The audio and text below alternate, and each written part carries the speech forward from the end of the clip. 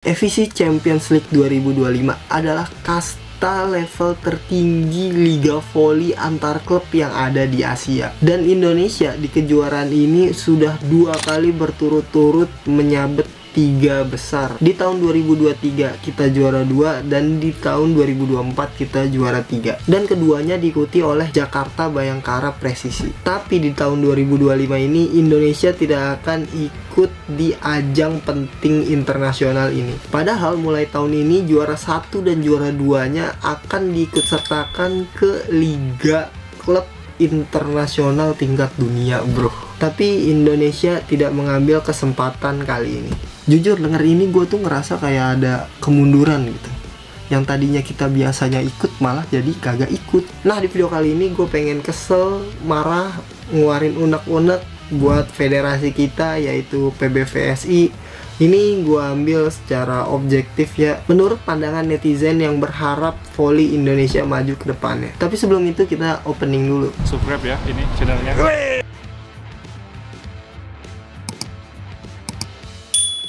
Halo Sobat Voli, salam satu hobi.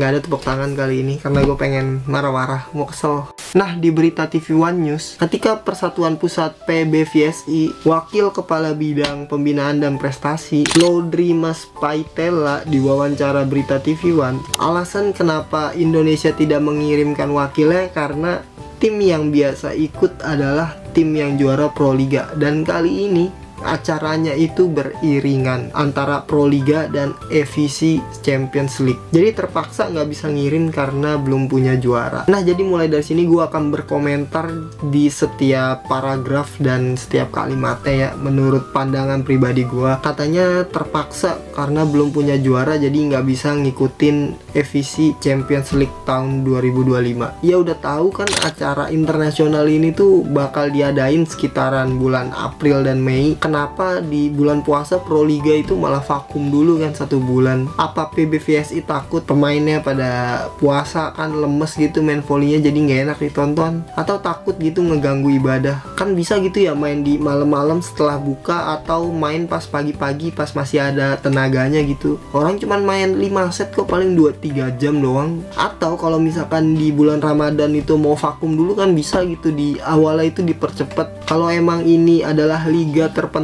yang ada di Liga Pervolian Indonesia, masa ngalah sih sama liga atau turnamen yang ada di bawahnya? Padahal ada tuh di awal-awal jadwal Proliga keluar, dia ngomong jadwal Proliga kali ini nggak akan bentrok sama event internasional lainnya. Tapi kita lihat aja, tiap tahun gitu lagi, nggak ada perubahan ya buset. Nah, sebenarnya nggak cuman Indonesia doang yang nggak ikut ajang EVC Champions League di 2025 ini, karena keputusan yang sama juga diambil tim voli perempuan Jepang. Tim NEC yang harusnya mewakili Jepang di EVC Champions League 2025 itu juga mengundurkan diri karena bentrok sama liga yang ada di Jepang. Nah, komentar gua, tapi inget, ini tuh Jepang ya. Jepang tuh udah nggak perlu ikut liga yang kayak ginian. Pemainnya di kelas internasional udah punya pengalaman semua. Buat ikut liga klub kelas dunia itu juga udah gampang dengan ranking mereka. Sedangkan kita masih perlu pengorbanan dan usaha buat nyampe sana.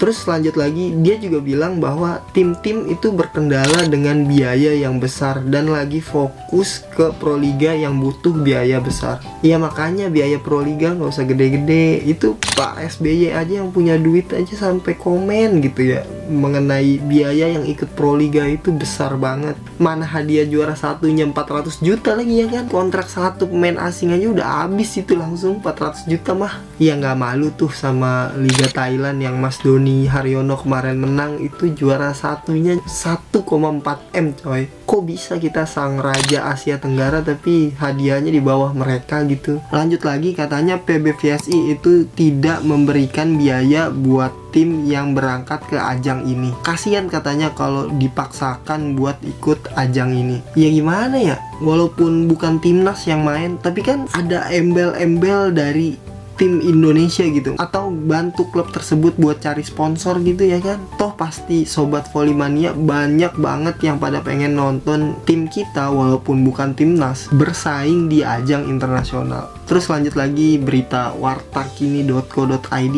Kamis 13 Maret 2025. Pihak PBVSI pun angkat bicara dan memberikan penjelasan di balik keputusan tersebut.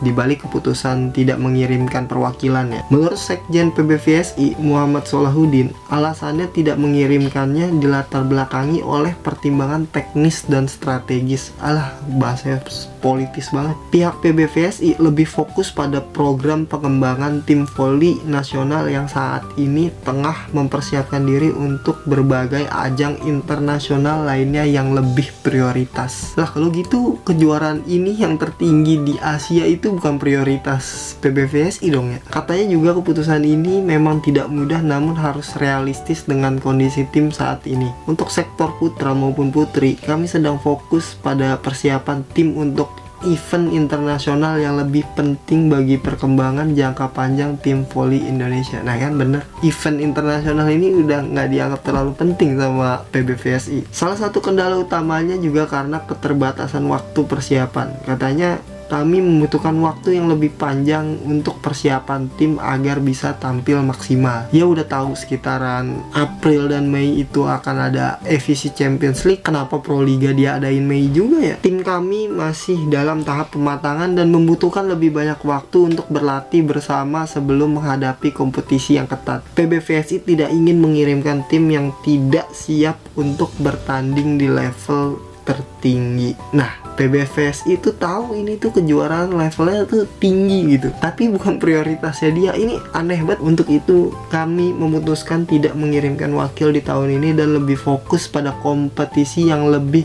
relevan untuk pengembangan tim jangka panjang.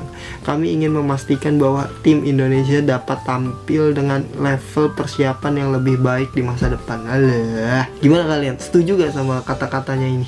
Jujur ya, kalau misalkan mau ningkatin voli Indonesia, gua nggak sependapat sama keputusan ini. Menurut gua dengan tidak ikutnya pemain Indonesia kali ini, Indonesia kehilangan kesempatan belajarnya di tingkat internasional, tingkat dunia. Yang harusnya pemain kita tadinya dapat pengalaman berharga, kita kayak nyerah padahal belum usaha. Nah, kerugian selanjutnya, kalian pernah gak nonton videonya Megawati yang di interview sama Korea Reomit? Megawati di sana bilang pemain Indonesia sebenarnya itu bisa gitu main di ajang internasional, levelnya itu cukup gitu, tapi nggak dapet kesempatan buat tampil. Nah, gue setuju sih sama statement ini, karena para pemain Indonesia yang berpotensi kehilangan kesempatannya dilirik sama klub asing yang notabene itu liganya di atas sama Proliga. Dan menurut gue yang biasa ngikutin Liga Jepang juga, gue rasa tim kita itu bisa bersaing juga sama tim Jepang. Walaupun kita masih kalah di segi pertahanan, tapi kita nggak kalah di penyerangan. Dan misalkan sekalipun tim yang ikut ini kalah, gue yakin tim ini akan belajar di mana kekurangannya dibandingkan dengan tim-tim internasional lainnya. Gue yakin banget sih nggak ada kekalahan tuh yang sia-sia. Terus juga negara Filipina, Vietnam, Thailand mengirimkan perwakilannya mereka di ajang kali ini, sedangkan Indonesia tinggal menunggu tahta kita di SEA Games direbut dengan mereka yang punya usaha lebih tinggi dari sekedar juara SEA Games. Terima kasih,